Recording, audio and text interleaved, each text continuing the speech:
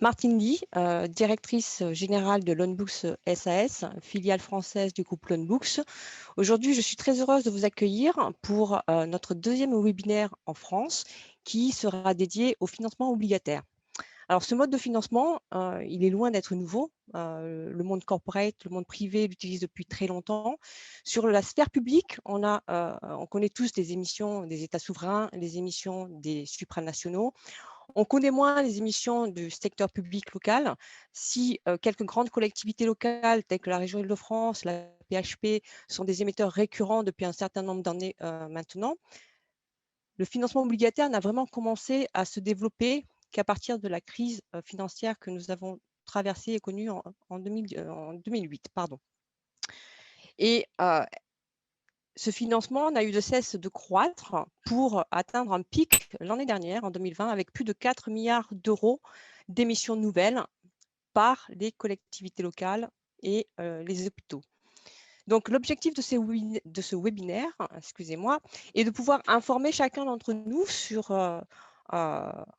ce qu'est une émission obligataire, quel processus et quelles démarches entamer pour pouvoir accéder à ce marché. Est-ce que c'est un marché qui est dédié uniquement aux grandes collectivités locales, comme on a tendance à le penser?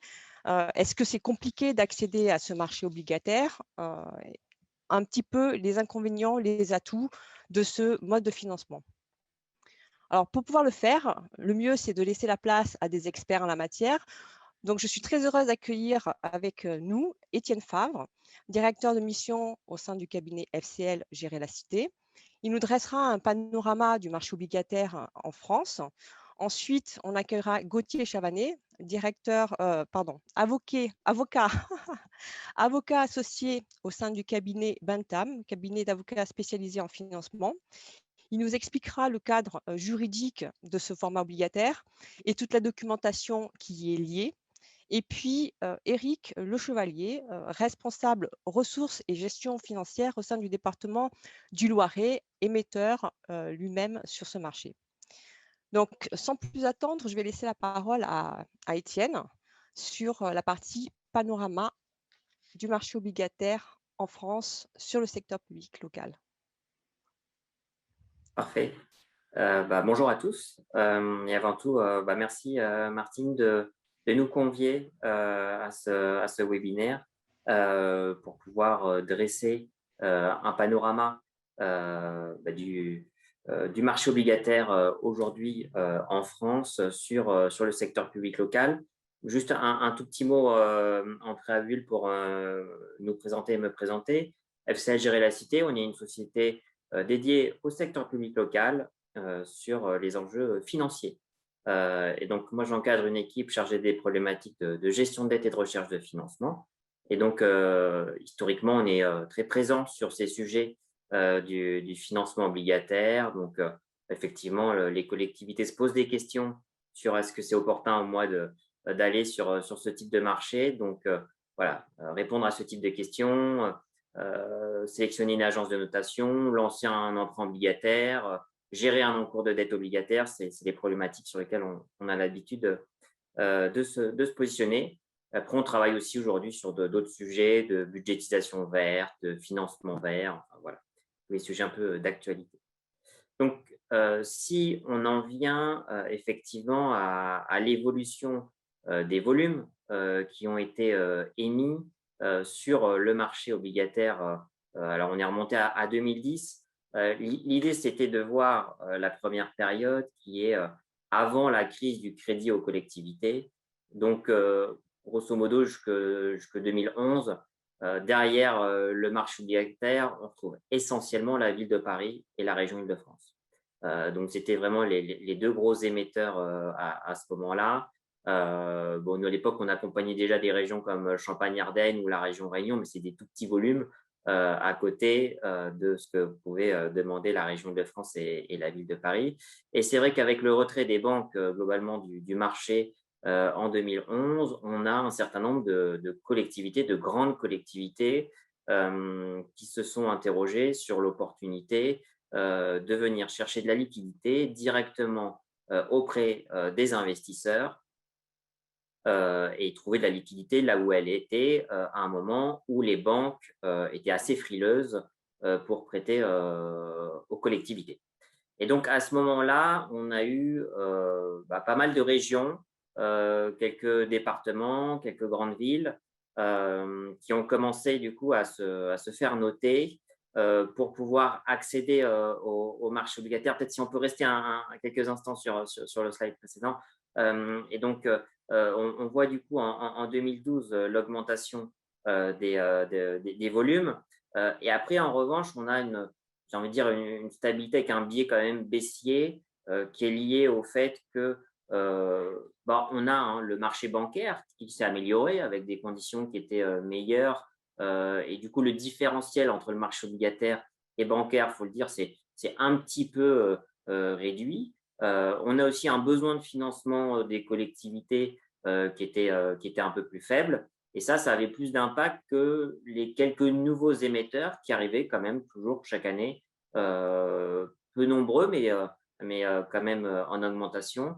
Et donc, globalement, on avait plutôt un biais baissier jusqu'à cette année 2020, où là, on a eu une explosion effectivement à quasiment 4,5 milliards du volume des émissions obligataires, qui, on va revenir sur l'année 2020, s'explique à la fois par des conditions de marché qui étaient très attractives l'année dernière.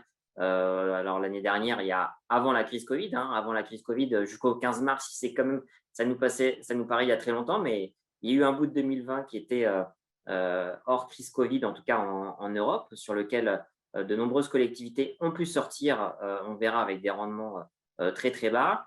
Et puis après, au contraire, il y a eu cette crise du Covid et cette recherche de liquidité.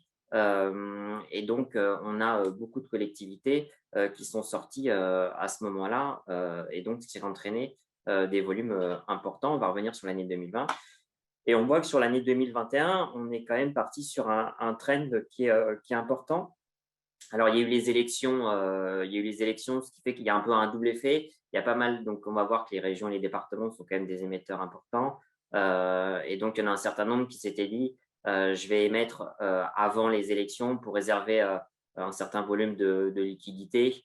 Et puis comme ça, le temps que les délégations, etc., se renouvellent, j'aurai déjà souscrit un volume d'emprunt important. Donc effectivement, si on se tourne sur l'année 2020 et qu'on regarde quels étaient les principaux émetteurs, vous avez sur ce graphique donc la surface du carré ou du rectangle est proportionnelle au montant des émissions. Et la couleur représente les différentes strates de collectivités.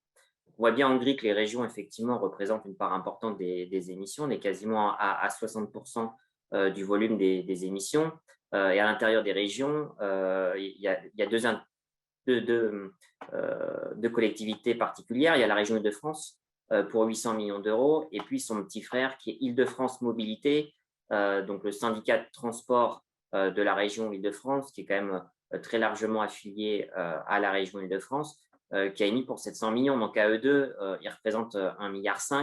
Et donc on voit que quand on parle d'un marché qui fait à peu près 4,5 milliards, on a déjà un tiers qui se concentre juste sur deux émetteurs qui sont la région Île-de-France et Île-de-France Mobilité. On voit ensuite les autres régions avec des montants assez divers, puisqu'on est à 300 millions d'euros pour la région Sud. Et on voit que la région Centre-Val de Loire, on est sur des montants bien plus faibles. Et puis l'autre gros émetteur, évidemment, c'est la ville de Paris. Et ensuite, on voit qu'il y a les départements et les métropoles qui se partagent le reste. Donc les départements, 13% des émissions, et les métropoles, 7%. Je pense que les métropoles, ça pourrait augmenter. Là, on a accompagné Toulouse Métropole, ils se sont fait noter il y a quelques temps. C'est pas impossible qu'ils finissent par arriver sur le marché. On travaille avec une autre métropole. Il y a d'autres métropoles, on sait, qui sont en réflexion. C'est vrai que c'est un échelon qui ferait du sens d'avoir effectivement de la notation et le recours à des émissions obligataires. Donc, si on regarde maintenant les enjeux parce que la question qui se pose souvent, vous, collectivité, c'est au final, est-ce que c'est fait pour moi ce type de financement? Donc, vous avez sur le graphique du haut le nombre d'émissions relativement au volume. C'est-à-dire que sur le graphique précédent, derrière chaque nom de collectivité, on avait un cumul de plusieurs émissions. C'est-à-dire qu'on peut faire 3 émissions de 20 millions d'euros, ça fait un total de 60 millions d'euros, mais on a émis des tranches de 20 millions d'euros. Donc là, on regarde vraiment le volume de chaque tranche et donc on voit qu'il y a quand même des volumes importants. Il y a plus de 40 émissions, entre 5 et 10 millions, et plus d'une trentaine, entre 10 et 20 millions d'euros. Donc là, on n'est pas sur les volumes de la région Île-de-France. Il ne faut pas forcément être la région Île-de-France pour pouvoir émettre sur les marchés obligataires. Mais pour autant, il faut quand même, et c'est vrai que c'est je pense le premier frein, c'est celui du volume. Si on a besoin de 3 millions d'euros par an, le marché obligataire, il n'est pas adapté. Le marché obligataire, il est complémentaire du marché bancaire. On va voir que c'est des emprunts qui ont des caractéristiques, notamment un amortissement in fine. Pas de souplesse, c'est-à-dire que quand on reçoit les fonds, on les reçoit en une seule fois. Il n'y a pas cette phase de mobilisation, cette phase de préfinancement qui permet de tirer les fonds progressivement. Donc, c'est bien d'avoir un petit peu les deux. Moi, j'aurais tendance à dire qu'il faut quand même avoir un besoin d'emprunt de 20-30 millions d'euros par an pour pouvoir prendre un peu de bancaire qui va m'apporter de la souplesse et puis un peu d'obligataire. Donc, il y a quand même ce frein du volume. Si on parle des freins, il y a un autre frein, mais qui est aussi une opportunité, qui est la notation financière, c'est-à-dire que c'est une démarche qu'il faut mettre en place, qui est un peu lourde, mais qui est aussi une opportunité, notamment pour la direction des finances, pour se positionner vis-à-vis des autres directions opérationnelles, aussi pour obtenir des arbitrages clairs de la part de l'exécutif. Donc, c'est une charge de travail, mais qui peut aussi être tout à fait positiver et apporter de la visibilité dans le pilotage financier de la collectivité.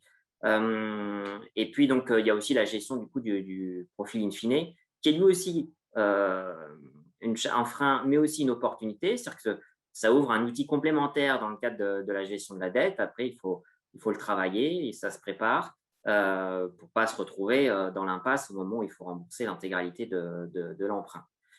Au niveau des maturités des obligations, vous voyez qu'on a aussi une très forte diversité des maturités, puisqu'on a des émissions de durée très courte, là entre 0 et 5 ans, et puis jusqu'à plus de 30 ans.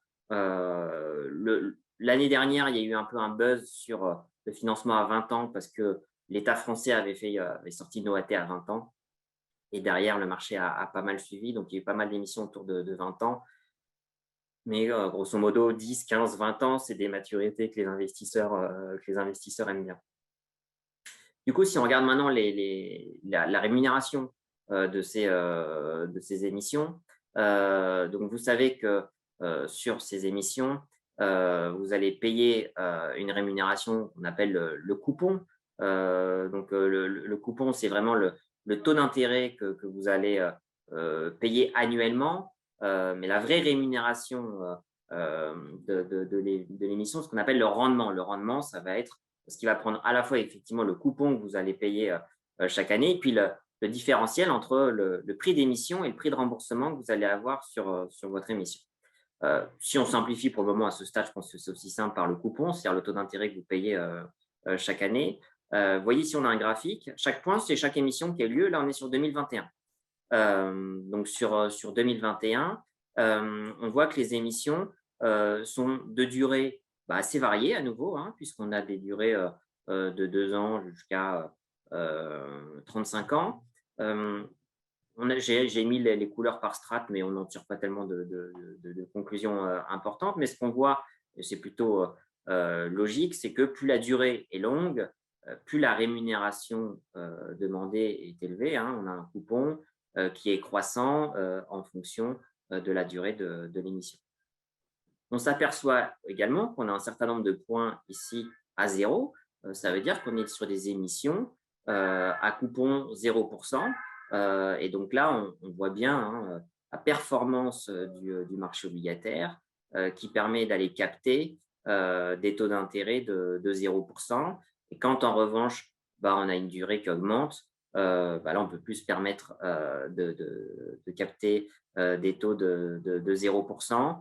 Mais on reste sur des rémunérations qui sont quand même très faibles. Vous voyez là, sur un 15 ans in fine, on est autour de 0,60. Donc un 15 ans in fine, c'est l'équivalent d'un emprunt de 30 ans amortissable en termes de durée de vie moyenne. Voilà, aujourd'hui, capter un financement équivalent 30 ans à 0,60, c'est quand même des niveaux de rendement qui sont très, très attractifs.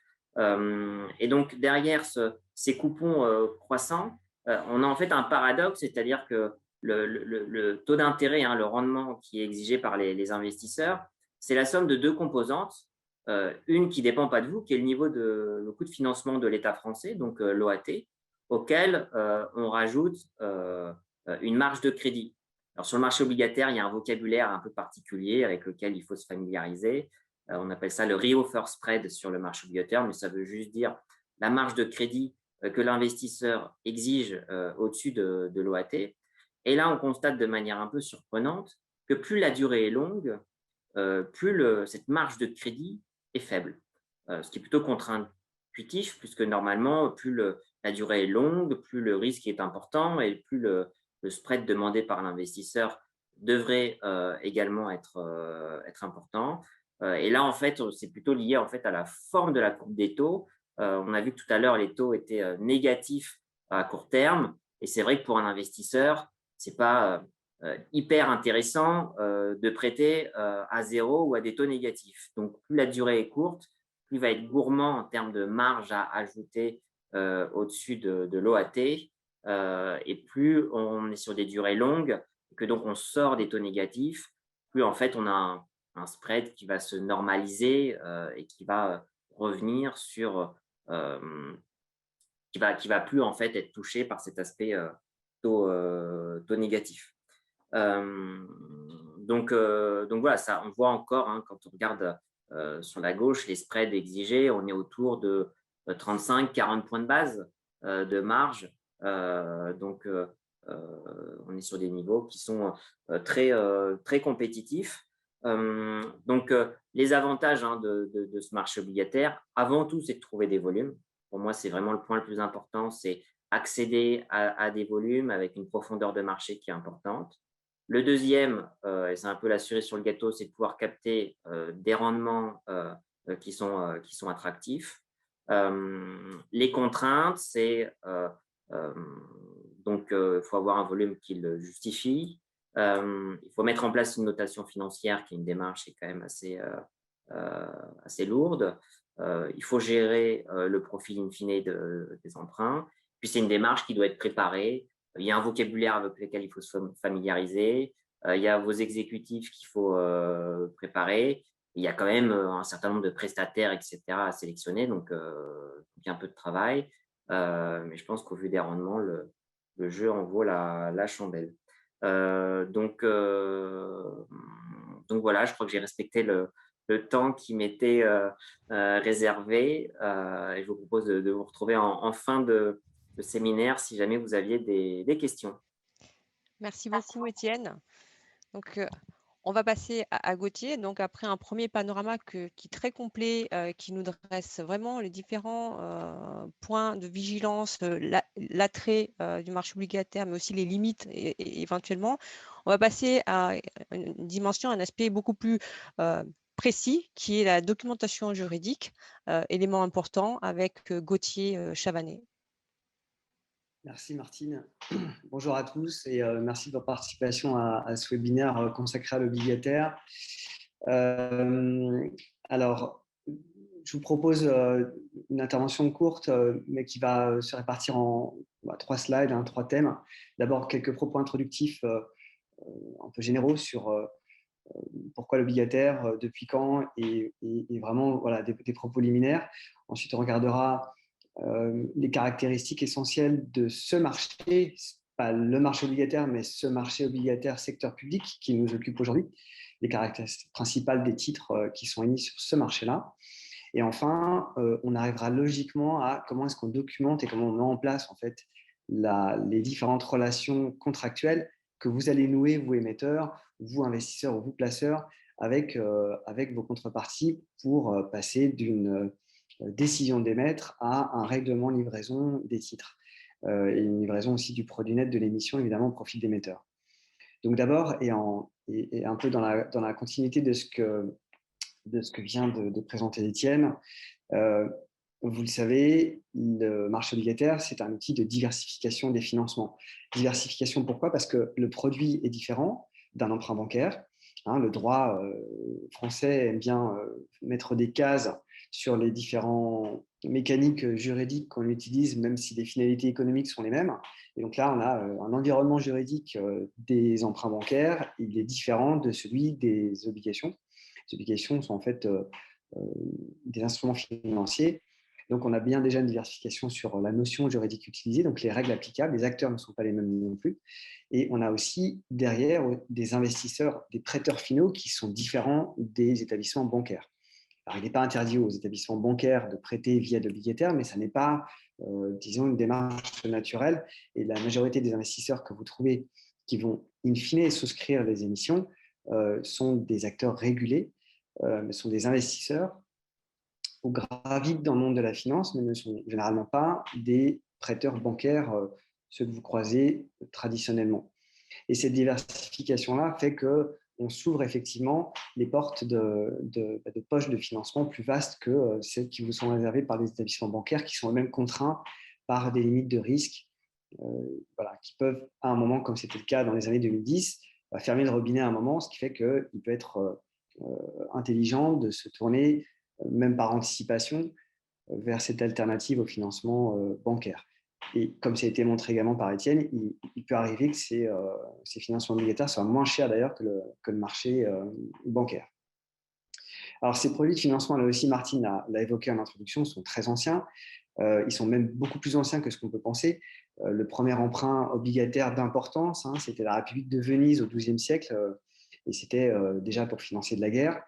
Donc, il y a une émission de titres souscrite par la population pour pouvoir lever des fonds. Donc, c'était déjà de la dette souveraine. On était déjà en fait dans l'univers du secteur public.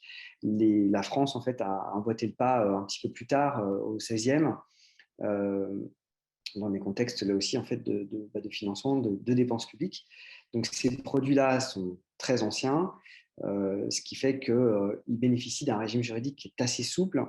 Le droit français encadre ces instruments, l'obligataire, mais moins que d'autres instruments de marché. Donc ça, c'est important de le souligner. On va le voir après dans les caractéristiques. C'est des caractéristiques qui sont très ouvertes. Une de ces premières caractéristiques, Étienne également en a parlé, c'est peut-être tordre le bras à cette idée qui était sans doute la réalité jusqu'à récemment, selon laquelle les instruments obligataires sont des produits de financement longs, pour financer du long terme. Il faut savoir qu'on a de plus en plus d'émetteurs qui recourent aux produits obligataires sur des durées extrêmement courtes. On a même fait récemment des émissions infra-annuelles. Ça peut être un palliatif à des émetteurs qui n'ont pas accès au marché du UCITS, par exemple. Dès lors qu'on a un investisseur en face qui accepte d'acheter ce risque ou ce type de produit, le droit, en fait, lui, ne peut pas vous contraindre sur une durée minimale de durée et de maturité du produit obligataire, ce qui n'est pas le cas, par exemple, sur d'autres produits de marché qui sont, eux, pour le coup, régulés, soit avec une maturité maximale, soit une maturité minimale. Donc, ce sont des produits anciens, ce sont des produits très souples et ce sont des produits qui font partie d'une famille plus large des instruments de marché, instruments de financement des intermédiaires, il y a plusieurs expressions. Les obligations, en fait, recouvrent aussi des termes que vous avez peut-être déjà croisés sans savoir que c'était en fait de l'obligataire. On parle d'EuroPP, par exemple. EuroPP, c'est une forme de label, en fait, un verbiage donné par le marché qui a francisé, si j'ose dire, des notions étrangères, mais derrière, du point de vue juridique, on est bien sur le produit obligataire. Et donc, ça s'inscrit dans une famille plus large que sont les titres de créance. Les titres de créance, on va recroiser dedans l'obligation, mais également les titres de créance négociables, qui ont été eux aussi, en fait, un petit peu rajeunis récemment par la Banque de France, sous des terminologies que vous connaissez également, le New CP ou le New MTN, donc ex-billet de trésorerie ou certificat de dépôt d'ailleurs, ou bon à moyen terme négociable. Donc, on est sur des produits qui partagent des caractéristiques, mais qui ont également leur autonomie. Je parlais de maturité minimale. Le New MTN a une maturité minimale d'1 an. Le New CP a une maturité maximale d'1 an. L'obligation, on peut faire exactement ce qu'on veut. Et puis, vous avez dans cette famille de financement des intermédiaires, classiquement également, les produits de droit allemand, donc les Schuldschein et les NSV, qui sont présentés également comme des produits des intermédiaires parce qu'ils sont commercialisés de la même manière. Ils ont des caractéristiques aussi communes, mais ils ne relèvent pas en droit français de la même catégorie que les titres de créance, qui soient donc obligataires ou titres de créance négociables. Voilà, donc il y a des catégories juridiques, il y a des boîtes. En fait, la pratique s'en affranchit un petit peu et ce sont des questions techniques qui ne sont pas forcément structurantes au moment, de vous déterminer sur voilà, est-ce que je vais sur le marché ou pas. C'est une fois que je dirais la décision est prise, le produit qui vous sera proposé sera celui dont les caractéristiques correspondent à vos besoins. Voilà, donc je pense qu'on peut passer, rentrer un petit peu plus dans le détail de ce que sont les caractéristiques des émissions du secteur public. Hein. Donc, quand je parle de secteur public, je parle au sens large, collectivité locale, établissement public. Et dans l'établissement public, il y a là aussi en fait des acteurs extrêmement variés. Hein. Il y a des simili-collectivités, donc des établissements publics de coopération intercommunale. On a parlé des communautés urbaines, communautés d'agglo, enfin syndicats également. On a également les acteurs sous format établissement public du logement social qui commencent à rentrer sur ce marché. Les acteurs privés du logement social qui ont quand même un petit peu cette teinte publique. On a des SEM qui émettent et on a aussi des établissements publics de santé. Donc voilà, ces caractéristiques qu'on va regarder ensemble maintenant, pour la plupart, elles sont partagées par cette grande famille des émetteurs du secteur public. Ces caractéristiques sont héritées pour la plupart des émissions qui ont été réalisées initialement il y a maintenant bien entre 15 et 18 ans par la région Île-de-France et la ville de Paris. C'est un peu elles qui ont ouvert le bal et qui ont un petit peu créé un marché avec la PHP qui a suivi un petit peu après pour la partie établissement public de santé. Donc ces caractéristiques, quelles sont-elles? On est sur des rémunérations qui sont des rémunérations non structurées.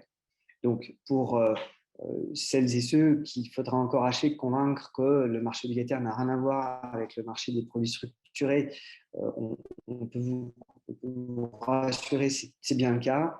D'ailleurs, les textes qui ont été pris dans la foulée de la charte Gisler qui vise à encadrer le recours par les collectivités locales ou les établissements publics de santé, d'ailleurs, à des emprunts vanille, ne s'applique d'ailleurs, quand on lit texte avec attention et quand on regarde les travaux parlementaires, qu'aux emprunts bancaires et non pas aux emprunts sous forme de produits de marché, ce qui montre bien qu'il n'y a pas cette défiance sur les produits de marché et notamment sur l'obligataire.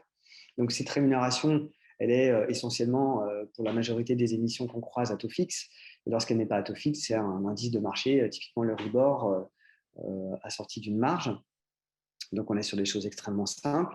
Le rang, c'est une notion juridique, c'est la manière dont on traite son créancier prêteur par rapport à ses autres prêteurs.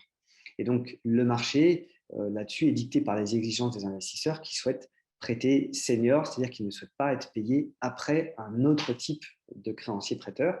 Donc, c'est des choses très classiques. Hein. On parle de créance senior. On ne subordonne pas le remboursement ou le paiement des sommes dues au titre de l'obligation au paiement d'une dette tierce ou au profit d'un autre prêteur. Et puis, c'est un marché qui est sans sûreté. Alors, évidemment, pour les acteurs du secteur public, de toute façon, la notion de sûreté, elle est quand même dépourvue de contenu, parce que les biens du domaine public sont inaliénables, comme vous le savez. Donc, c'est un sujet qui ne se pose pas. Mais c'est quand même écrit. Puisqu'on pourrait imaginer prendre des sûretés sur le domaine privé, mais ça ne se fait pas.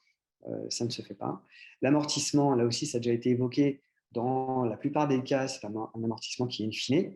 Et pourquoi? Mais tout simplement parce qu'en face, vous n'avez pas des prêteurs bancaires qui vont chercher, une fois qu'ils ont prêté, à minimiser leur exposition, voire à se dérisquer, mais plutôt des investisseurs qui ont réalisé, en vous prêtant via l'émission obligataire, un placement des fonds. Leur objectif, c'est de placer l'argent et d'assurer un rendement stable et continu le plus longtemps possible jusqu'à la maturité contractuelle du titre.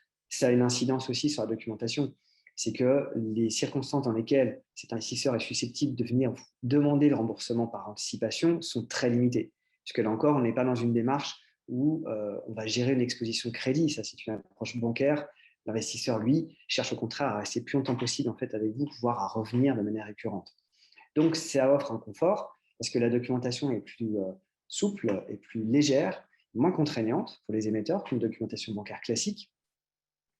Donc, amortissement in fine, je le disais, mais on voit de plus en plus, même si ça reste marginal en proportion, mais il y a quand même une croissance sur ce type d'amortissement un peu à la carte, des amortissements dégressifs ou linéaires, pardon, sur l'obligataire. On voit de l'amortissement à la carte sur les produits type droit allemand, Schuldschein NSV, mais l'obligataire aussi se met à faire de l'amortissable. La forme des titres, donc là c'est un peu technique, mais là aussi il y a des références historiques qui sont intéressantes. On parle donc de titres financiers et non pas d'emprunt bancaire, donc on va appliquer un corps de règles qui est celui des marchés financiers. Donc on va vous parler de MiFID, de catégorisation client, qui sont des choses qui ne sont pas applicables sur le marché bancaire, puisqu'on est potentiellement face à une pluralité d'investisseurs qui ne vous connaissent pas et que vous ne connaîtrez pas nécessairement. C'est quand même ça la grande différence en termes de relation entre vous et vos prêteurs finaux. Et ça vient d'une caractéristique que vous avez tous sans doute déjà croisée. Je vous montre l'origine de ce que sont les obligations que vous émettez. Vous voyez, ça, c'est un emprunt. C'est un réemprunt en fait, de la République turque, en 1930. Donc, c'était à 7,5%.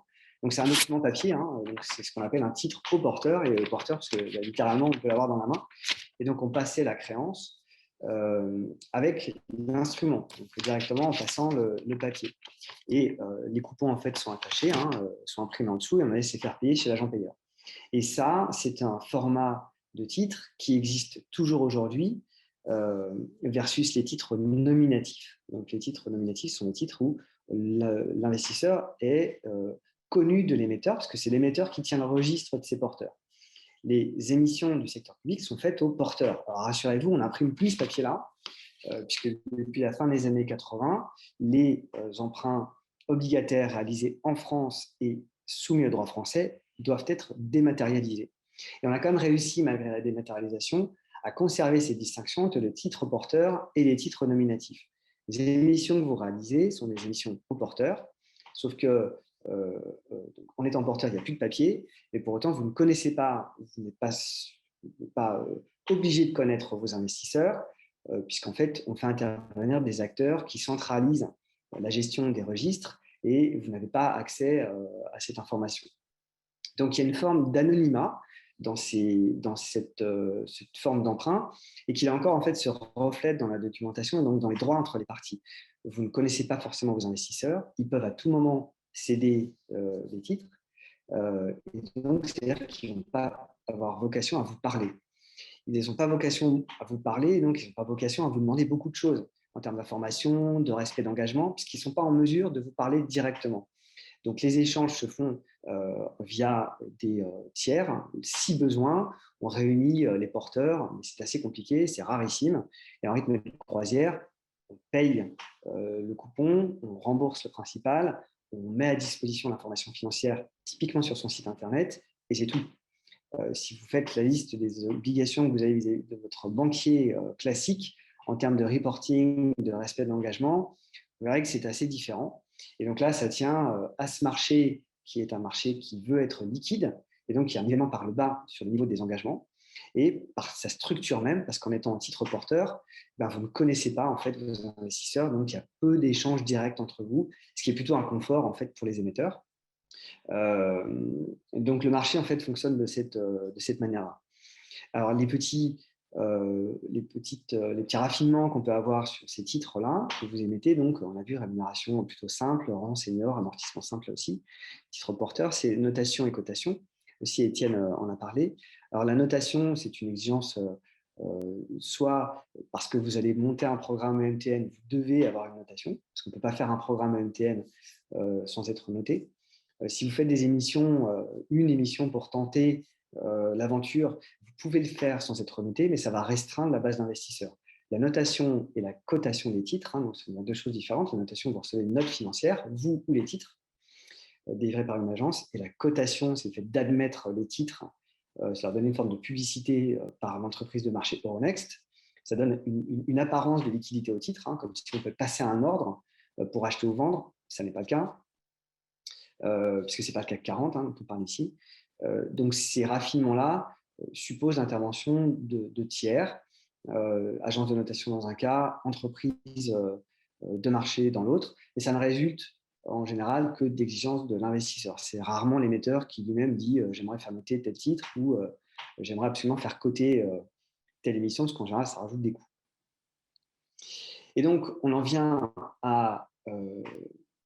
au cœur un peu du réacteur, qui intervient et qu'est-ce qu'on signe pour mettre en place une émission obligataire.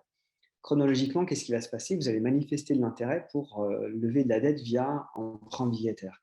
Et bien, vous allez approcher des gens dont le métier, c'est de vous mettre en lien avec la base d'investisseurs.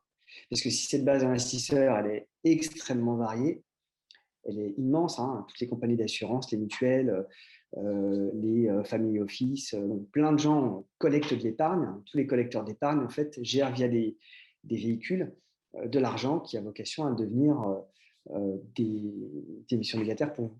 Et donc, il faut mettre en lien l'émetteur et le marché. Et donc ça, c'est le rôle de gens comme par exemple le Loanbooks, d'agents placeurs également, dont le métier, en fait, c'est de faire cette mise en relation, de structurer l'emprunt et de faire en sorte que le jour J, il y a bien un ou plusieurs investisseurs qui vont mettre à disposition des fonds en contrepartie d'un émetteur qui va émettre des titres à son profit ou à leur profit. Donc, ça va commencer par la rédaction d'un term sheet. Donc, c'est les conditions indicatives d'émission avec les caractéristiques indicatives. Ça va reprendre à peu près la slide précédente. Quelles sont les caractéristiques essentielles du titre qu'on va émettre? Le montant, la durée, le taux, le type d'amortissement, est-ce que c'est noté ou pas, est-ce que c'est coté ou pas, voilà. Et puis les niveaux de re-offer, par exemple, pour pouvoir se situer par rapport à la concurrence ou à vos homologues. On va ensuite signer une convention de placement par laquelle l'émetteur va instruire cette contrepartie dont le rôle c'est de trouver des investisseurs, de chercher des investisseurs. Et donc cette première relation contractuelle va durer assez peu de temps, elle va durer le temps de la recherche d'investisseurs. Et une fois l'investisseur trouvé, on va arriver à la date de règlement de l'émission, et donc la relation avec ce placeur va s'éteindre, ou cet intermédiaire va s'éteindre, puisque sa vocation n'est pas de prendre le papier, de prendre l'émission lui-même, mais simplement de trouver quelqu'un qui va le prendre à sa place. Vous voyez, différence fondamentale, l'un de vos principaux interlocuteurs s'efface à l'issue du placement de l'émission. Je me dépêche, je parle trop. Les prêteurs finaux donc sont les investisseurs. Les investisseurs, en fait, vous ne nouez pas de relation directe avec eux, mais ils héritent de votre engagement de payer les titres selon les modalités qui sont contenues. Et les modalités qui sont contenues, c'est ce qu'on appelle les modalités des obligations, les terms and conditions. C'est annexé au contrat de placement. Et vous vous engagez vis-à-vis de gens que vous ne connaissez pas à payer à bonne date.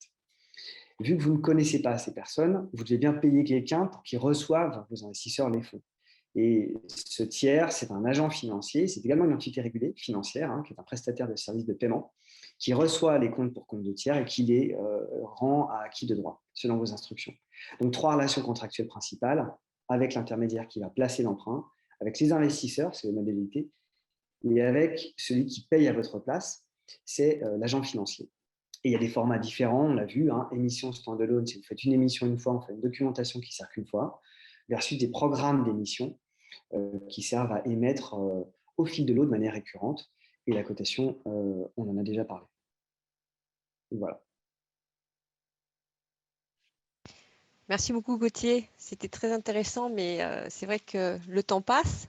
Donc on va passer tout de suite à Éric Le Chevalier pour le département du Loiret, donc un émetteur sur les marchés obligataires depuis quelques années aujourd'hui et son retour d'expérience. Merci beaucoup Éric. Et merci Martine, merci à Gauthier et Étienne pour leur présentation qui était très claire.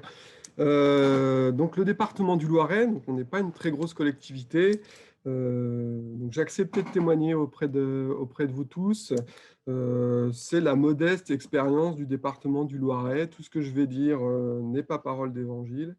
On n'est pas non plus les loups de Wall Street. Donc tout ça, c'est vraiment avec beaucoup de modestie. on vous apporte notre expérience. Donc, on va parler des origines de la démarche. Donc, les origines, elles sont très simples. Je crois que dans les collectivités, on a un peu tous les mêmes lectures. On lit la Gazette des communes. Pour les plus pointus, on lit la lettre du financier territorial. Bon, on lit les premières pages, puis on a un petit peu de mal des fois à suivre tout, mais on se rend compte très vite que finalement, c'est ce qu'expliquait Étienne, il y avait il y avait des possibilités sur ces marchés qui offrent des courbes intéressantes et donc des taux intéressants. Donc, nous, au département du Loiret, on a été attirés très rapidement. On s'est posé la question, donc, à se dire, est-ce qu'il ne faut pas faire de l'obligataire pour essayer de minimiser nos frais FI, tout simplement, en fait. Ça ne va pas plus loin que ça. Et puis, on a vu aussi en 2018, il y avait quand même, on a regardé un peu tous les benchmarks et on s'est dit, tiens, en plus, il y a possibilité de faire des emprunts à taux zéro. Ça devient intéressant, alors au-delà des New CP, mais vraiment des emprunts long terme à taux zéro. On s'est dit, tiens, pour faire un peu notre promotion aussi auprès de nos élus, ça pourrait être pas mal de leur sortir des choses comme ça. Donc, ça devenait plutôt des contextes de marché intéressants. Donc, ça, c'est le premier point. Deuxième point, nous, au département du Loiret, depuis février 2018, on s'était mis au New CP, toujours dans cette recherche de minimiser les coûts. Et finalement, les New CP, ça pourrait faire l'objet d'un autre webinaire, mais c'est une expérience qui est formatrice et très positive en fait pour le département du Loiret. Ça permet aussi de rencontrer les acteurs, d'échanger, de se faire au vocabulaire dont parlaient Gauthier et Étienne. Et c'est vrai que ça nous a en fait décomplexé un peu vis-à-vis des marchés. C'est un peu dédramatiser le tout, démystifier un peu les acteurs. Et finalement, ça nous a donné un peu de confiance à se dire, on est capable, même si on n'est que le département du Loiret et pas la région Île-de-France, on est peut-être capable d'aller sur ce marché de l'obligataire. Bon, après, on avait aussi d'autres motivations, des choses un peu plus classiques, on va dire la diversification des sources de financement. On en a parlé, c'est toujours bien pour une collectivité. Moi, je fais de la dette depuis quelques années. J'ai connu la crise de 2008. On faisait un peu moins les malins quand même à ce moment-là. Donc, et nous, on faisait que du bancaire à l'époque. Déjà, à l'époque, on se demandait s'il ne fallait pas diversifier. Donc là, il y avait vraiment se dire, le faire dans un contexte qui est plus simple, c'est toujours mieux que d'attendre qu'il y ait une crise et d'y aller. On avait également, ça c'est un point, je pense que c'est un point important, mais on avait aussi la confiance de notre gouvernance politique, c'est-à-dire qu'on avait quand même des élus qui nous suivaient. Ça, je pense que c'est vraiment quelque chose d'important dès le départ. Quand on va sur l'obligataire, il ne faut pas qu'il y ait on va dire, des élus qui ne soient pas sûrs de ce qu'on fait. Il faut qu'ils aient vraiment envie d'y aller aussi et de pousser dans ce côté, on va faire de l'optimisation, un petit peu d'optimisation financière. On avait également un programme d'investissement important pour les prochaines années, enfin dans les années qui étaient là. Donc là, cette année, par exemple, en 2020, on a fait 168 millions sur notre section d'investissement. Donc ça commence à être des volumes importants. On a emprunté un peu plus de 100 millions. Donc ça commence à être des volumes qui sont compatibles avec le marché de l'obligataire. Ça aussi, Étienne Fabre l'a dit. Sur la notation financière, on en avait déjà une parce qu'on s'était mis au programme de New CP. Donc ça, c'est pareil, c'est des choses qu'on avait, des freins ou des questions qu'on avait déjà levées. Donc sur la notation financière, c'est pareil, ça pourrait faire l'objet vraiment d'un débat important.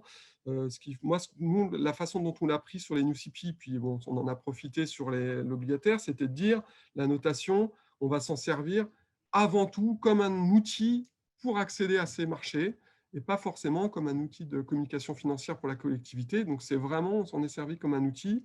Les élus n'ont pas communiqué dessus, on n'a pas fait on va dire, dans la République du Srand, qui est un peu notre canard local, on ne s'est pas amusé à faire des communications là-dessus. On l'a vraiment pris, c'est un sésame pour arriver sur les marchés et on ne va pas plus loin que ça. Pareil sur la notation financière, après j'arrête parce que ce n'est pas l'objet du débat, mais la charge de travail, Étienne en parlait, la charge de travail, j'aurais une petite nuance, elle est essentiellement pour l'agence de notation, parce que tout ce qu'ils nous demandent, n'importe quelle direction des finances, on va dire d'une collectivité qui est capable d'émettre, on va dire, sur les marchés financiers, c'est des documents qu'elle a. Enfin, je sais pas, moi, les garanties d'emprunt, le profil de dette, on a tous plus ou moins des prestataires qui nous font des choses très bien, et on a un rapport budgétaire, enfin, on a des annexes, et finalement, les agences de notation, elles nous en demandent, enfin, on a beaucoup de choses qu'on a déjà sous la main. Faut rester très. C'est surtout eux qui ont après le travail d'analyse, et puis la petite journée où ils viennent nous auditer. C'est plus, voilà, c'est pas désagréable, c'est quand même plus ou moins intéressant. Puis en plus, on parle souvent de ce qu'on aime et de notre passion, donc ça fait toujours plaisir. Donc du coup, avec toutes ces choses-là qui étaient réunies, on a fait une première émission en fin 2018 pour un emprunt obligataire finalement de 2 ans, donc un taux très court, un taux fixe, 0,03% sur 15 millions, in fine. Finalement, on s'est dit, on va faire un premier emprunt obligataire, on va faire quelque chose qui ne coûte pas trop cher, ça nous permettra d'avoir de l'expérience. Et d'ailleurs, cet emprunt, puisqu'il a été en fait, il a été conclu, on a eu la term sheet fin 2018 et puis il a été conclu début 2019. En réalité, on a touché les fonds en février 2019. Et ben, cet emprunt, il est déjà remboursé. Donc, on a pu faire le tour complet de notre emprunt obligataire et de l'expérience. On peut en parler un petit peu. Voilà. Alors après, donc, on va parler des résultats obtenus. Alors, les résultats obtenus, aujourd'hui, le département du Loiret, on a fait aujourd'hui 105 millions d'emprunts obligataires. Bon, voilà, je vous ai mis, de toute façon, c'est des données publiques, hein, donc vous avez toutes les émissions. Donc on retrouve ce que disaient Gauthier et Étienne, c'est-à-dire que vous voyez, on est sur plein de maturités différentes parce que nous, on a souhaité essayer d'optimiser un maximum nos frais FI. Donc vous avez du long, du 25 ans, du 22 ans, du 20 ans, vous avez du très court, du 2 ans. Il y a du 7 ans, puisqu'encore les conditions de marché, celle-ci, elle a été faite, je crois, l'année dernière. Les conditions de marché s'étaient encore détendues, donc on a réussi à attraper du taux 0 à 7 ans, par rapport à l'autre qui est à 0,03 2 ans. Donc c'est vraiment, vous voyez le marché, comment son évolution sur l'année dernière. Il y a des émissions qui ont été faites, c'est le tableau d'en dessous, c'est des émissions, toutes celles-là ont été faites en 2020. Vous voyez que finalement, la crise, elles ont été faites en septembre et novembre, je crois. Gauthier pourra me confirmer. Mais celles-ci, elles ont été faites après la crise du Covid. Donc, on peut parler aussi de robustesse de ce marché-là. Je pense que c'est important, de résilience. Enfin, je ne sais pas, après, les spécialistes me confirmeront, mais en tout cas, il n'y a pas eu de souci sur ces aspects-là. Et on retrouve finalement tout ce que disaient Gauthier et Étienne. Vous voyez que c'est du in fine. On est entièrement classé en A sur la chaire Gisler. Pour nous, c'est quand même assez sécurisant. Après, la question du in fine, ça fait partie un petit peu des échanges qu'on a avec nos élus. Mais c'est de la même manière, je pense qu'il faut, in fine, il faut réfléchir dessus. Ce qu'il faut, c'est pas charger toujours la même année. Il faut faire attention. Donc, vous voyez que nous, on a fait du 20, du 22 et du 20. Donc, c'est pour pas tomber toujours sur la même année. Ça aurait été un peu dommage. Et après, finalement, quand on fait la transition, vous allez avoir un profil, même s'il est entièrement... Si vous ne faites plus que d'obligataire, vous serez in fine, mais finalement, ça sera à peu près la même chose que de l'amortissable, en fait. Si on fait une transition, au bout d'un moment, vous passez entièrement en in fine, vous retrouvez finalement un profil qui est proche d'un profil d'amortissement classique. Sur le tableau en bas, on a fait la mise très rapidement. Hein. On a mis les économies qu'on a estimées. Hein. Donc, ce qu'on a fait, c'est qu'on a comparé par rapport aux des offres bancaires comparables. Alors là, c'est le grand sport au début parce que moi, je ne suis pas un grand spécialiste des marchés financiers. Donc, on a comparé, par exemple, à l'offre à 9 ans, là où on était à 0%. En gros, quand on réfléchit, il faut comparer avec une offre bancaire à peu près à 18 ans. Et après, on a actualisé ça avec un taux d'actualisation à peu près au taux qu'on avait. Donc, on fait quand même des économies importantes. Sur le dernier point, c'était une réaction par rapport à ce que disait aussi Gauthier. C'est vrai qu'on ne connaît pas les prêteurs. Alors, avec ma précédente assemblée, quand on parlait d'emprunt obligataire, c'était vraiment quelque chose qui était rédhibitoire, parce qu'on avait peut-être des élus qui étaient un peu d'une ancienne école. Donc, ça leur faisait un peu peur de ne pas connaître. Et puis, on leur a quand même rappelé de relire, enfin, on leur a amené quelques contrats bancaires qu'on avait sous la main. Et on a beaucoup de contrats bancaires chez nous où le contrat est cessible sans avis de la collectivité. Et donc, après, votre contrat bancaire, en fait, il peut se retrouver dans n'importe quelle main sans que vous ayez à donner votre avis, finalement. Donc, par rapport à cet emprunt obligataire, vous ne connaissez pas le prêteur, on a relativisé. Voilà. Donc, après, on va passer à la dernière slide. C'est toujours avec beaucoup de modestie que je parle de ça. C'est quelques réflexions, je n'ai pas dit conseils, parce que je ne me permettrai pas de donner des conseils aux personnes, mais c'est quelques réflexions sur ces emprunts obligataires, et toujours à notre niveau. Donc, le premier conseil, c'était, voilà, c'est perso. Moi, je pense que ce qui est très bien pour les collectivités, c'est de se constituer une première expérience en passant par la case NewCP. Aujourd'hui, la case NewCP, ce n'est pas quelque chose non plus de très, très compliqué à mettre en œuvre. Vous pouvez prendre un arrangeur pour ça. Nous, au département du Loiret, on avait fait le choix de ne pas en prendre. On est bien accompagné par la Banque de France. La plupart du temps, on a des placeurs domiciliataires aussi qui sont là pour ça, pour nous conseiller. Et finalement, cet emprunt court terme, le NewCP, il va finalement vous amener des gains assez rapidement. Donc, c'est assez, et vous allez rentrer dans vos frais rapidement. Et donc, quelque part, quand vous allez devoir convaincre un peu votre élu pour parler d'obligataire, bah, si vous avez réussi, entre guillemets, à ramener un petit peu de gains avec les NewCP, c'est toujours plus facile. Donc ça peut être déjà, moi, c'est ma première réflexion. Et puis, ça permet aussi de rencontrer les acteurs, d'échanger, de mieux comprendre tout ce domaine, hein, en fait. Hein. Le deuxième point, nous, c'est ce qu'on a fait, c'est qu'on a on a mis en place un réseau avec nos pairs, parce que c'est important en fait de discuter entre collectivités de son expérience, parce qu'on n'est pas des spécialistes des marchés financiers. Moi, je ne suis pas avocat fiscaliste ou avocat financier. Il y a des gens qui le sont pour nous et c'est très bien, mais ça permet aussi d'échanger et puis d'anticiper des choses, des questions des élus, tout simplement. Quand vous prenez un profil in fine, vous regardez les intérêts par rapport à un emprunt bancaire, même plus cher, bah, vous payez plus d'intérêts facialement. Donc, il faut être prêt à entendre ce genre de choses au niveau de la collectivité et avoir déjà anticipé les réponses qu'on peut apporter à ces élus. Donc, après, le point d'après, bah, c'est pas quelque chose, l'entrée sur le marché obligataire, à mon sens, c'est pas quelque chose d'hyper complexe. Par contre, ça demande une préparation et vraiment, il faut phaser sa façon de faire. Donc, commencer par les délégations de signature, parce que c'est vrai que bah, c'est pas les collectivités, c'est pas leur fonds de commerce de faire des emprunts obligataires. Donc, les délégations en matière d'emprunts obligataires, de programmes et tout, on n'a pas ça, on va dire, dans la délégation classique, on a recopié du voisin. Donc, c'est très simple. Après, prenez des délégations de signature d'une autre collectivité, adaptez-les, faites-vous conseiller par votre avocat, prenez un avocat d'ailleurs, je veux dire, c'est plutôt pas mal. Pensez à tous vos outils d'analyse des offres pour ne pas être pris au dépourvu. Faites une grille, comme vous faites une grille pour une consultation bancaire, faites une grille pour votre consultation obligataire. Finalement, à la fin, tout ça, c'est une analyse des offres. Donc, préparez-le, c'est pas plus compliqué que ça. La notation, bon, j'en ai parlé, la consultation, et puis finalement, ça prend pas. Nous, on est neuf, hein, on n'est même pas neuf dans la direction des finances, on n'a même pas quelqu'un qui s'occupe de la dette en direct, et on s'en sort très bien. Il faut dire que vous avez réinventé pas la poudre pour l'agence de notation. Vous avez des documents qui sont obligatoires. Bah, transmettez les documents obligatoires. Vous avez un rapport budgétaire, donnez-lui le rapport budgétaire, n'en refaites pas un pour l'agence de notation. Hein. Franchement, ça ira beaucoup plus vite comme ça. Partir aussi sur les validations politiques dès le départ.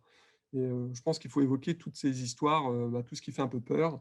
Le in fine, est-ce qu'il faut se donner aussi des règles? Alors nous, on s'est donné par exemple des règles sur le in fine. On a dit voilà, le in fine aujourd'hui, nous avec nos emprunts classiques, hein, amortissables, aujourd'hui on remboursait 30 à 40 millions, ça dépendait des exercices, par an. Donc on a dit, avec les emprunts obligataires, quand on va positionner nos emprunts in fine, Il faut se donner une règle, on ne va pas s'amuser à mettre 150 millions de remboursements sur une seule année. Je pense que ça, il faut clairement le dire. Il faut se poser les questions.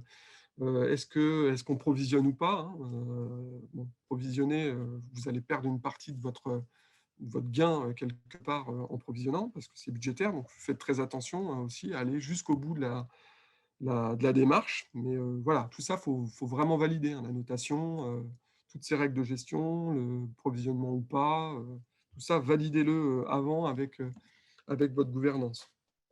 Après, nous, ce qu'on a dit, alors je ne devrais pas le dire là, mais voilà, nous, ce qu'on fait souvent, c'est qu'on fait quand même une consultation bancaire en parallèle. D'ailleurs, on n'a pas fait que de l'obligataire ces dernières années. On a pris du bancaire et de l'obligataire, on panache, parce que peut-être qu'un jour, le marché obligataire sera plus accessible et on sera content de prendre aussi auprès des banques des emprunts auprès des banques. Mais la consultation bancaire, elle vous permet quand même de faire le parallèle et de se dire vraiment, voilà, qu'est-ce que je gagne et qu'est-ce que je gagne avec mon emprunt obligataire. Et vous avez des choses tangibles à amener à votre élu, parce que votre élu vous fera toujours, enfin moi c'est mon sens, nos élus sont comme ça, ils nous font toujours ils nous demandent toujours par rapport à l'emprunt bancaire, qu'est-ce que je gagne, qu'est-ce que je perds, les avantages, les inconvénients. Donc ça, nous, on a fait des consultations bancaires en parallèle. Après, les derniers points, c'est des points franchement de bon sens, je pense, mais c'est un échange régulier avec les placeurs.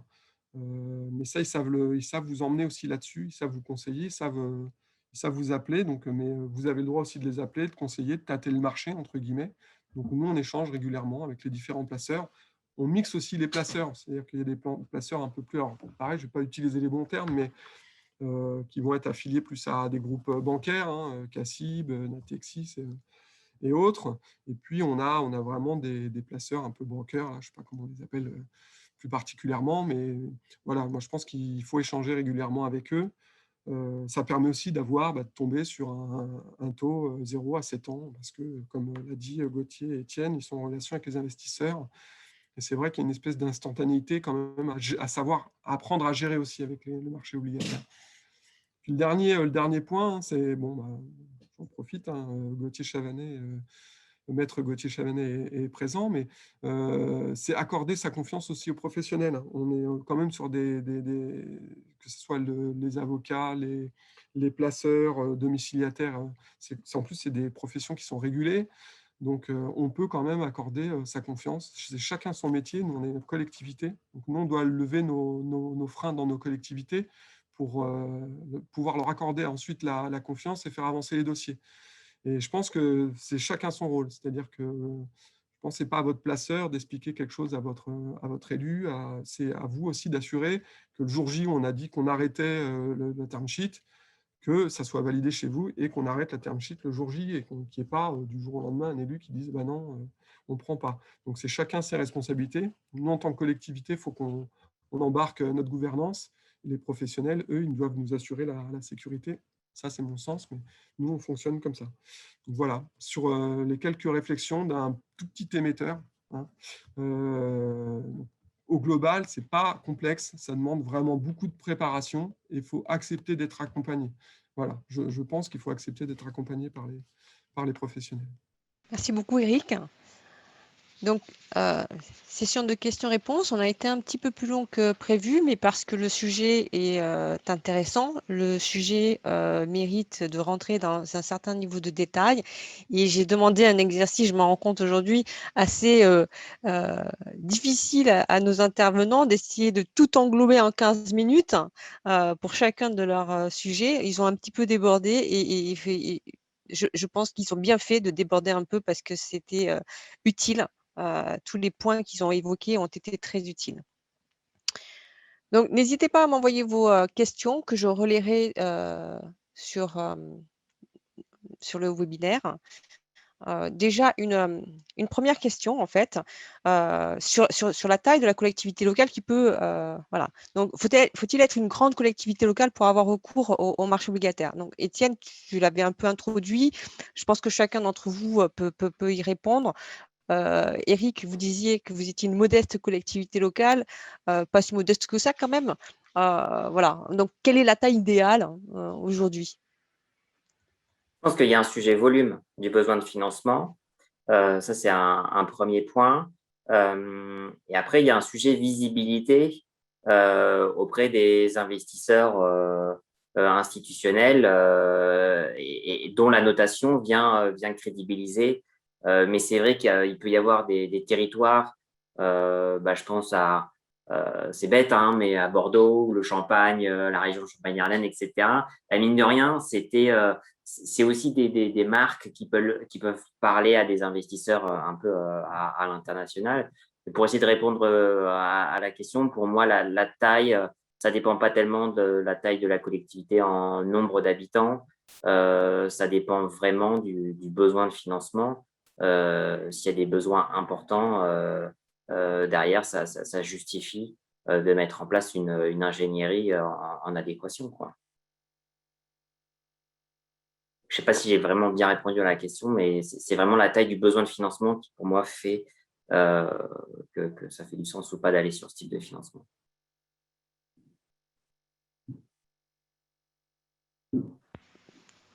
Non, mais je pense que la réponse est satisfaisante. Et Eric, vous voulez rajouter quelque chose peut-être? Non, je dis pas mieux. Non, mais je Très pense bien. que si on se pose la question de la taille, je pense qu'il faut vraiment il faut être prêt plus que la taille. Bon, après, la taille, vous limitez parce que si on ne veut pas vous prêter, on ne vous prêtera pas. Mais quelque part, il faut surtout être prêt. Et pour être prêt, bon, faut pas être non plus sur tous les fronts, quoi. Il faut avoir quand même un minimum de. Voilà, il faut avoir un minimum, quoi. Alors, une autre question. Comment ont réagi les interlocuteurs bancaires face au recours des collectivités aux emprunts obligataires? Offre plus attractive ou pas?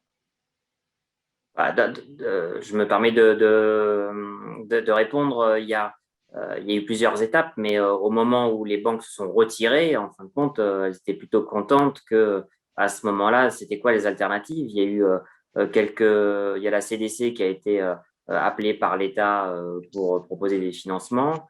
Il y a eu une émission obligataire groupée qui s'est organisée sous l'égide de la CUF à l'époque, hein, donc je parle de 2012. Et puis, il y a les collectivités qui, de leur propre chef, ont cherché à se faire noter. Donc, à ce moment-là, les banques répondaient plus aux demandes de financement des collectivités. Et aujourd'hui, il y a quand même un gâteau et une part du financement bancaire qui reste quand même importante. Donc, il y a de la place pour tout le monde, je pense, hein. D'accord. Donc, ça répond aussi au complément. Et désormais, du coup, comment ça se passe aujourd'hui? La réaction des partenaires bancaires, j'imagine, Mais face. peut-être quand même, ce qu'on peut ajouter, c'est qu'il y a un petit paradoxe sur l'année 2020. Moi, je trouve que les banques, elles ont plutôt quand même joué le jeu sur l'année 2020, qui était une année quand même très challenging, avec la crise du Covid, le déploiement du PGE pour les entreprises, enfin, donc des équipes qui étaient quand même très mobilisées, qui étaient pour certaines en télétravail, etc. Bon, elles ont dégradé un petit peu leurs conditions financières, mais dans des conditions pas quand même démesurées, plutôt limitées. Et puis après, elles ont vite réajusté leurs conditions dès le mois de septembre. Donc, les conditions bancaires, elles sont restées finalement plutôt correctes, j'ai envie de dire, sur l'année 2020. Et malgré ça, le marché obligataire a fortement augmenté. Je pense que c'était plus lié au fait que les collectivités ont un peu paniqué, je ne sais pas si c'est le terme, mais face à l'évolution des dépenses, masques, investissements, etc., et puis à l'incertitude qui était devant elles. Elles ont vu de la liquidité qui était sur la table, elles l'ont prise. Je pense qu'on verra aussi que face à cette augmentation du besoin d'emprunt, il y aura aussi probablement une augmentation de la liquidité, enfin de la trésorerie et du fonds de roulement des collectivités. Et que cet emprunt, il n'était pas forcément nécessaire, mais qu'il a été pris par prudence. Et en plus, à taux 0%, ça ne fait pas cher la prudence. Caricature un peu, mais… C'est fait avoir par les DMTO un petit peu au passage, qui ont été meilleurs que ce qu'on pouvait attendre. Alors, j'ai une autre question. L'intérêt essentiel que je vois est la diversification des sources de financement. Il y a plus d'investisseurs que de banques prêteuses. Il est donc nécessaire pour un émetteur de faire connaître son émission à de nombreux investisseurs. Une plateforme digitale telle que Loanbooks permet-elle en effet d'assurer cet objectif? Alors, du coup, je pense que c'est à la fois pour vous et pour moi la question. Je vous laisse répondre d'abord, Bon, je peut-être. vous laisse répondre là quand même. Enfin, donc, la première… La première, c'est du coup l'intérêt d'une émission obligataire, c'est de la faire connaître le plus largement possible auprès d'une base d'investisseurs qui est plus importante que le nombre de banques prêteuses sur ce marché. Ouais, et là, je rejoins la réflexion de Monsieur Le Chevalier tout à l'heure, qui est avant tout, pour moi, le marché obligataire, c'est avant tout la diversification des sources de financement. Bien. Et le taux, les taux négatifs ou le taux 0%, c'est un peu la cerise sur le gâteau. Mais comme l'a dit Monsieur Le Chevalier, il faut quand même être suivi par ses élus. Et moi, je pense que présenter aux élus la démarche comme étant avant tout pour se financer à taux 0%, si les taux remontent un petit peu et que vous n'y êtes plus, vous perdez quand même en crédibilité. Donc, avant tout, effectivement, c'est la diversification face à un marché qui est très résilient sur le marché obligataire et qui permet du coup de s'adresser à un volume d'investisseurs qui est, je ne sais pas si c'est le terme, mais qui est effectivement très, très large. J'ajoute quand même que le taux, il est meilleur. Enfin, le taux est même sur le long, hein, on va dire même sur le long terme, on est quand même plus performant sur l'obligataire. D'accord.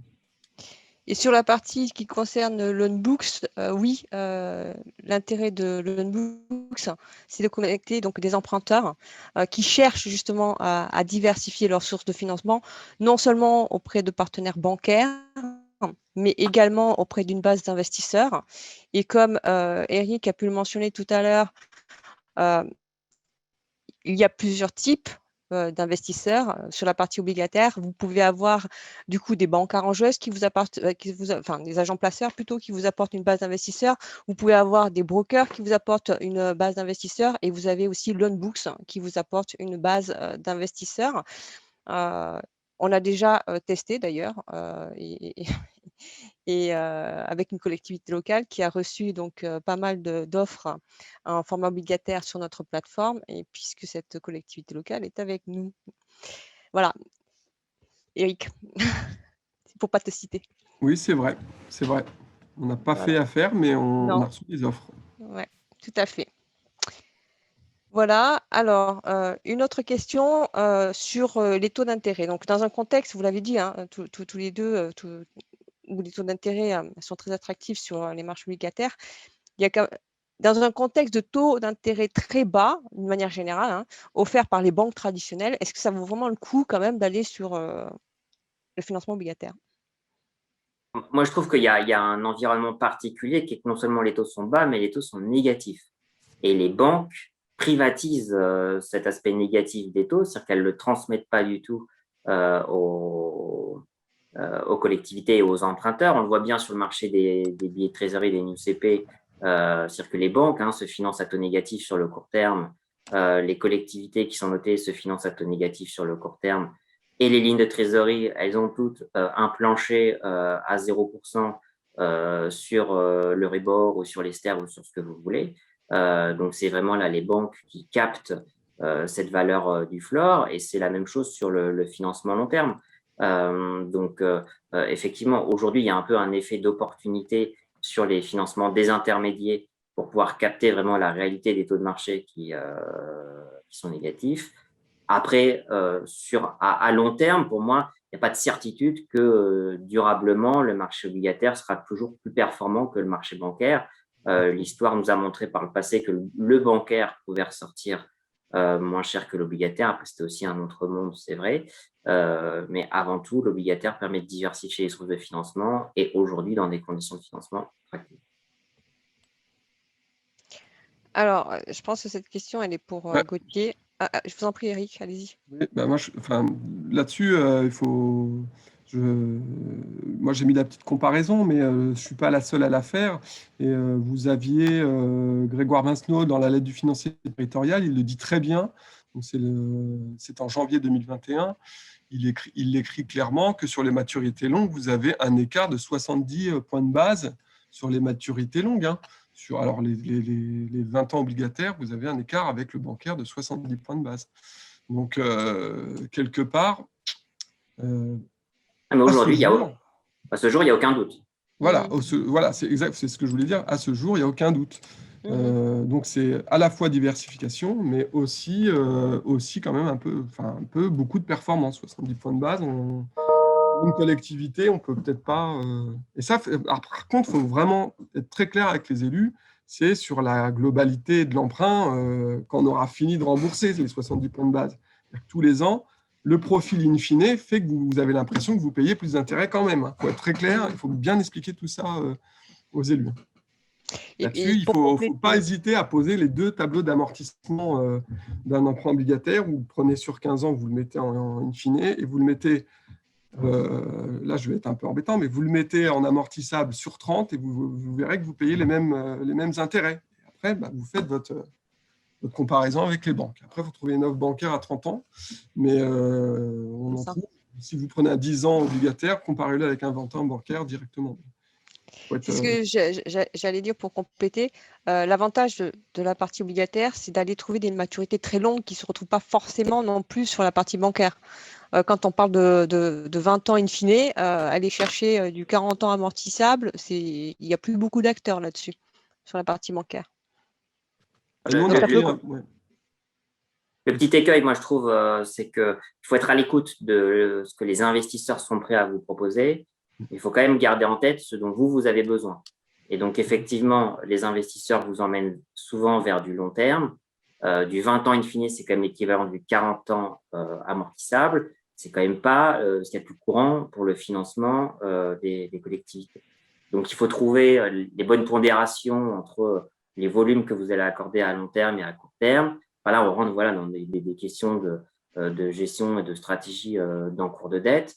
Mais donc, il faut bien que vous soyez fixés d'abord vos objectifs. Qu'est-ce que vous recherchez? Après, il faut s'assurer que vos objectifs sont en adéquation avec ce que le marché est en mesure de vous proposer. Mais les agents placeurs vont très être orientés à la fois sur le spread d'émission. Donc, dès que le spread il est bas, c'est mieux, mais plus la durée est longue, quand même, plus un emprunt est long, plus il coûte cher. C'est un peu des portes ouvertes là, mais un emprunt plus long coûte plus cher. Et il y a un effet augmentation du taux d'intérêt qui est plus important que la baisse du spread. Donc, il faut bien garder en tête ses propres objectifs. Exactement. Alors, hop, petite seconde, excusez-moi. Ah oui, donc la question, pendant que pour plutôt juridique, j'ai l'impression. Un programme EMTN standalone, c'est quoi la différence en gros et pourquoi l'un, pourquoi l'autre en gros? Un emprunt standalone, c'est un emprunt où on rédige une documentation qui est dédiée à l'emprunt en question. Donc, c'est un emprunt, des conditions financières pour un endettement précis, une documentation dédiée. Un programme d'émission, programme EMTN, c'est une documentation cadre. Donc, c'est la présentation de l'émetteur et la présentation des modalités potentielles des titres, donc d'une variété de titres qu'on pourrait émettre si on le décidait. Et c'est un accord, c'est une forme d'accord cadre par lequel les acteurs principaux de ce que serait l'émission demain, donc l'émetteur, ses agents placeurs et son agent financier, se mettent d'accord pour dire si demain vous faites des émissions, ce sera en vertu de cette documentation-là. Donc ça veut dire que c'est plutôt des émetteurs récurrents qui vont émettre quand même au moins 2, 3, 4 fois dans l'année. Et ça permet de pouvoir réagir vite parce qu'on peut sortir la documentation d'émission. Le travail a été préparé en amont, puisqu'on a une documentation cadre, on n'a qu'à sortir des annexes et remplir les blancs. En fait. Il faut pouvoir émettre via un programme. C'est un peu plus lourd à mettre en place. Le programme d'émission, on le met une fois, donc il y a un document d'information qui présente l'émetteur et les modalités potentielles des titres. Un contrat d'agent placeur qui est cadre, un contrat d'agent financier qui est cadre, une émission standalone. Donc on met à jour chaque année. Et l'émission standalone, il y a quasiment la même documentation, un petit peu plus condensée, qu'on va dédier à une émission. Ok. Alors, je crois que j'ai perdu une question, malheureusement. Je suis désolée. Je vais essayer de voir si je la retrouve.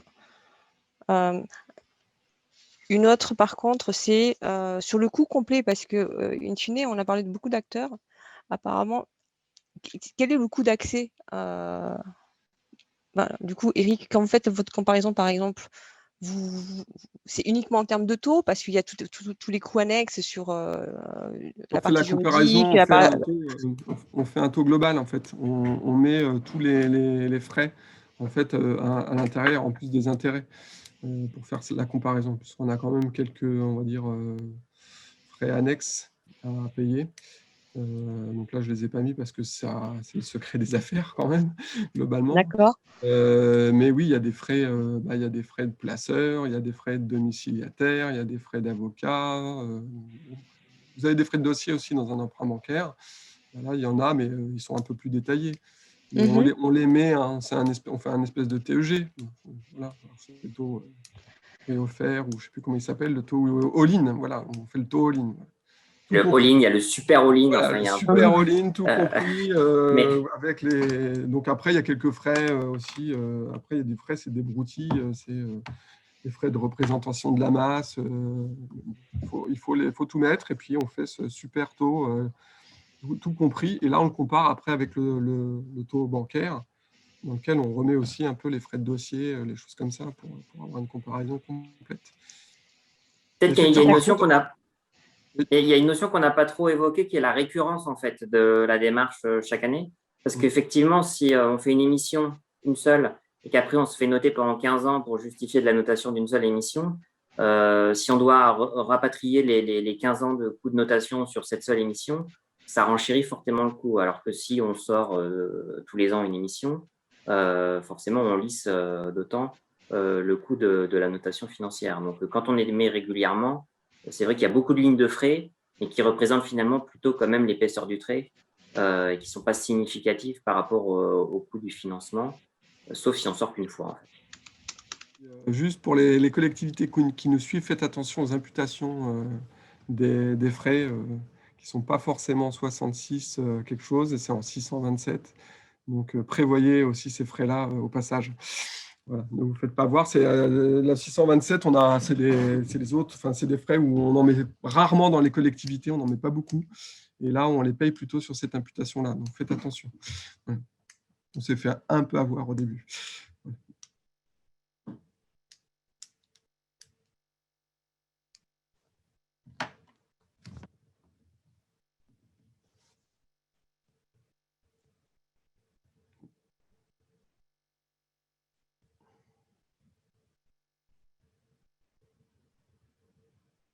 Martine, votre micro est coupé. Excusez-moi, donc une dernière question avant de se quitter. Dans quel cas peut-on bénéficier d'un amortissement linéaire plutôt qu'in fine? Gauthier a un petit peu répondu sur le sujet. Il y a des formats juridiques qui s'y prêtent plus. Je pense que les produits type Schuldschein peuvent assez régulièrement être en profil amortissable. Là où sur le MTN et le standalone, c'est quand même assez rarissime. C'est un peu plus rare. Alors, ça dépend en fait de l'exigence investisseur. Il faut se mettre une seconde dans les pieds de l'investisseur. Il place son argent, il attend un retour, une forme de rémunération, puisque son job à lui, c'est de faire travailler l'argent qu'il a collecté. C'est une compagnie d'assurance ou une mutuelle, donc il veut quelque chose de stable. Donc, le profil amortissable, c'est un peu moins leur quotidien. Mais ça arrive, on le voit un petit peu. C'est, je dirais, entre 5 et 10% des émissions qu'on voit à l'amortissable. C'est ce qui était 1%, voire 0% il y a une dizaine d'années. Donc, il y a de plus en plus d'investisseurs, de la même manière qu'il y a de plus en plus d'émetteurs, il y a de plus en plus d'investisseurs, les maturités minimales descendent, les montants de tickets minimales descendent aussi. Donc, c'est un marché qui est en train vraiment de s'ouvrir. Et donc, les modalités, y compris d'amortissement, sont en train aussi de se développer, même sur l'obligataire. Alors, donc, du coup, pour aussi apporter la connaissance que j'ai côté investisseur, en effet, le format Schuldschein NSV allemand permet ce profil d'amortissement.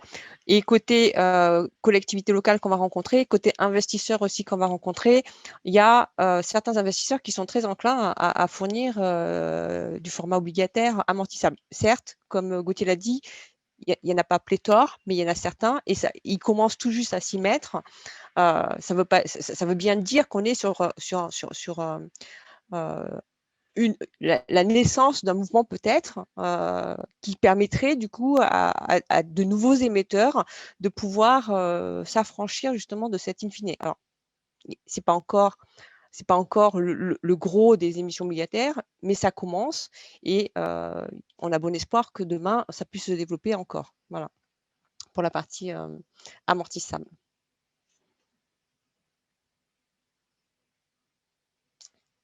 Il est 15h21, donc on a dépassé de 21 minutes, mais avec du contenu très intéressant, avec des questions très intéressantes, des réponses précises. Donc, je vous remercie tous d'avoir participé à ce webinaire. Je remercie nos intervenants, donc Étienne Favre du cabinet FCL Gérer la Cité, Gauthier Chavanet du cabinet d'avocats Bantam dédié au financement, et Éric Le Chevalier pour sa modeste mais très très intéressante expérience sur le marché obligataire, expérience du département du Loiret. Merci à tous. Ce webinaire a été filmé et nous mettrons donc à disposition cette vidéo sur notre profil LinkedIn et sur notre site internet. Vous recevrez un lien d'ici quelques jours pour pouvoir y avoir accès. Merci à tous et très bonne fin de journée.